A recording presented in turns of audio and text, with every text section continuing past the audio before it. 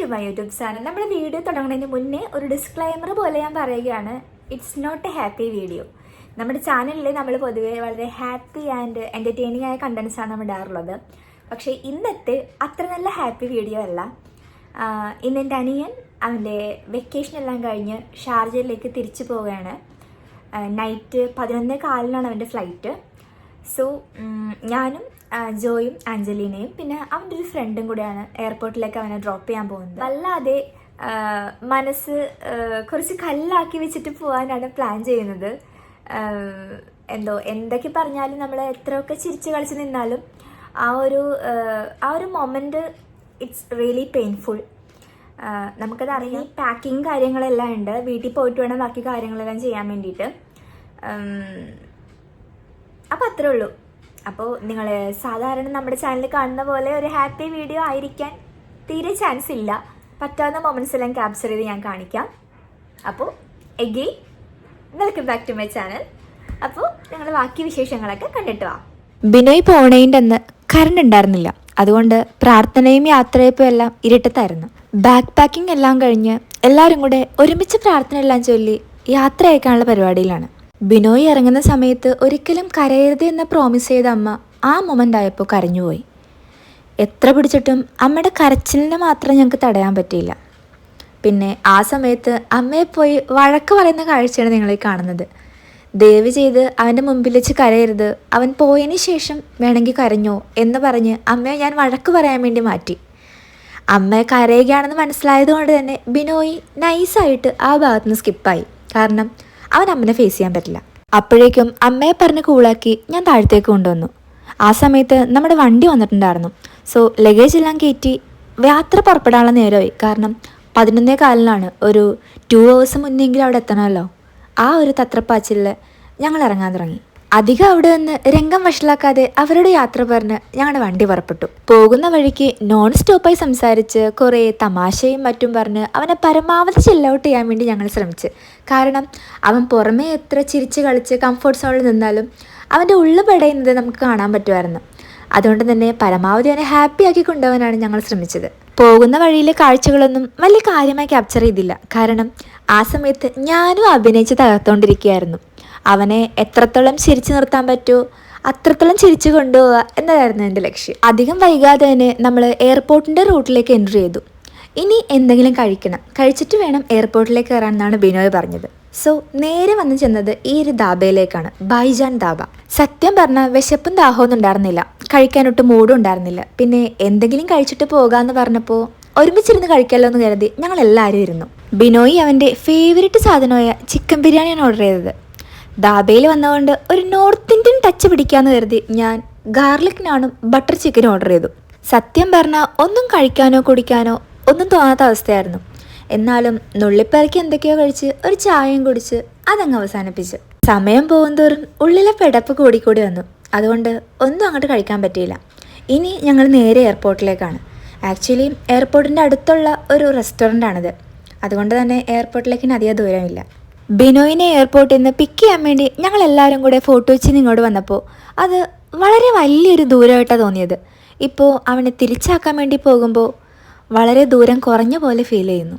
എന്തോ ദൂരെ നിന്ന് ടെർമിനൽ കണ്ടപ്പോൾ തന്നെ എൻ്റെ പാതി ജീവൻ അങ്ങോട്ട് പോയി. പരമാവധി ആളുടെ അടുത്തേക്ക് അധികം പോകാതെ ഞാൻ വീഡിയോ എടുപ്പും മറ്റു കാര്യങ്ങളുമായിട്ട് കുറച്ച് മൂവ് ബാക്ക് ചെയ്തിരുന്നു.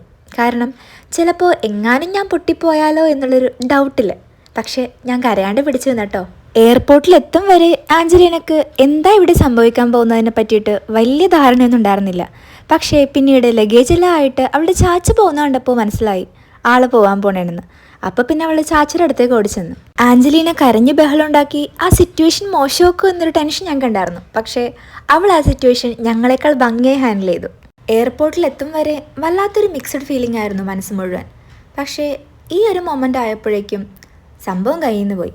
പക്ഷേ അവൻ്റെ മുമ്പിൽ വളരെ കൂൾ ആൻഡ് ഹാപ്പി ആയിട്ട് ഞാൻ പിടിച്ചു നിന്നു.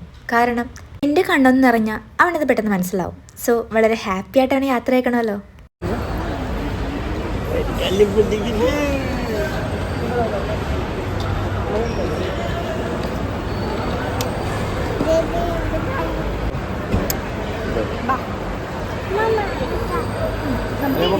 ആഞ്ചലീനുമായിട്ട് അധികം ഇടപഴകിയ സംഭവം മോശമാവുമെന്ന് അവൻ അറിയാവുന്നതുകൊണ്ട് അവൻ കൊച്ചിനെ വേഗം പാസ് ചെയ്ത് ലഗേജുമായിട്ട് മുന്നോട്ട് നീങ്ങി. സത്യം പറഞ്ഞാൽ ഈ ഒരു രംഗം വളരെ പെയിൻഫുള്ളായിരുന്നു.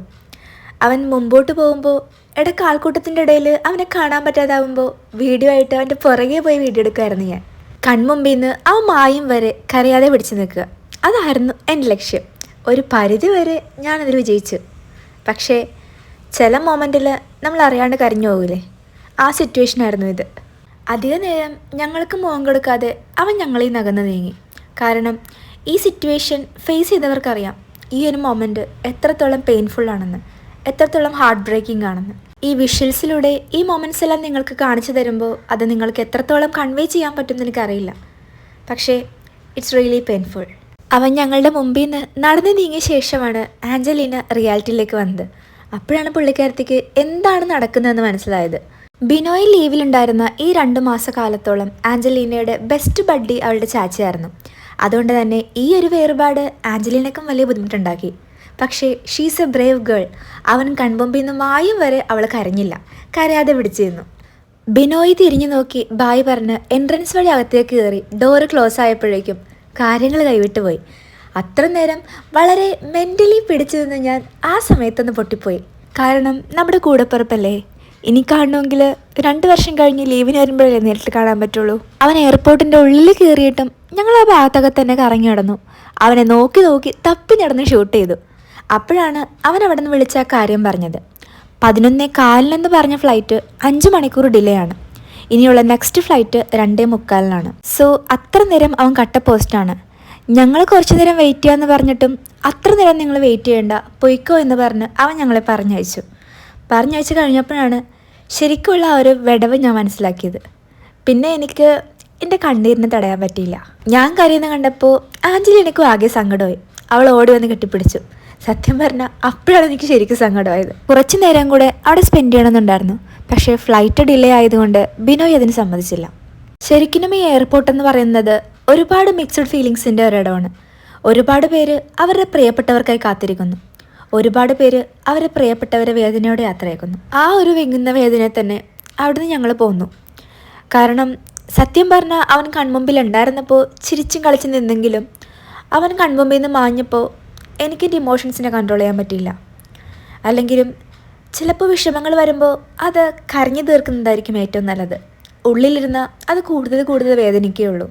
അങ്ങനെ ഒരു വലിയ അവധിക്കാലം പൂർത്തിയാക്കി അവൻ യാത്രയായി. അവനെ യാത്രയാക്കി ഞങ്ങളും തിരിച്ച് വണ്ടിയിൽ കയറി. പക്ഷേ തിരിച്ചു വരുമ്പോൾ മനസ്സാകെ ശൂന്യമായിരുന്നു. അതുകൊണ്ട് തന്നെ ഒന്നും അങ്ങോട്ട് പറയാനോ ചെയ്യാനോ പറ്റാത്ത അവസ്ഥ. തിരിച്ചു പോകും വരെ അവൻ എവിടെയാണ് ഇരിക്കുന്നതെന്ന് ഒരുപാട് നേരം തിരിഞ്ഞു നോക്കിയാണ് ഞാൻ പോകുന്നത്. ഇന്നു മുതൽ ഞങ്ങളുടെ കൗണ്ട് ഡൗൺ സ്റ്റാർട്ട് ചെയ്യുകയാണ്. അടുത്ത ലീവിന് ബിനോയ് നാട്ടിലെത്തുന്ന ദിവസവും കാത്ത്. സോ അവൻ ഷാർജയിലെത്തി. അവനെത്തി 2 ദിവസം കഴിഞ്ഞാണ് ഞാൻ ഈ വീഡിയോ ഷൂട്ട് ചെയ്യുന്നത്, എഡിറ്റ് ചെയ്യുന്നതെല്ലാം. കാരണം അത്ര നല്ല മൂഡിലൊന്നും ആയിരുന്നില്ല. വളരെ സേഫായി തന്നെ അവൻ എത്തി. സാധാരണ നമ്മുടെ ചാനലിൽ വളരെ ഹാപ്പി ആൻഡ് എൻ്റർടൈനിങ് ആയ വീഡിയോസാണ് ഞാൻ പോസ്റ്റ് ചെയ്യാറുള്ളത്. പക്ഷേ ഇത് അത്ര നല്ല ഹാപ്പി വീഡിയോ ആയിരുന്നില്ല എന്നെ സംബന്ധിച്ച്. ഇന്ന് February 7th അവൻ്റെ ബർത്ത്ഡേ ആണ്. അൺഫോർച്ചുനേറ്റ്ലി ഇന്ന് തന്നെയാണ് നമ്മൾ വീഡിയോ അപ്ലോഡ് ചെയ്യുന്നതും.